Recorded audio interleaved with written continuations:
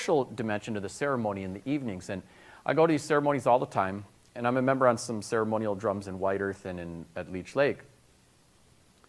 And on a Saturday night, when a lot of young people might be out there boozing, schmoozing, snagging, whatever, that drum hall is full of hundreds of people. And they're eating healthy food, increasingly healthy food. They canceled pleasure smoking in the ceremony space. And they are dancing and moving from babies to elders in community with one another, praying and participating, and it is genuinely healthy at a community level. That doesn't mean there's no problems. There's plenty of problems. Lots of problems. Plenty of heartaches.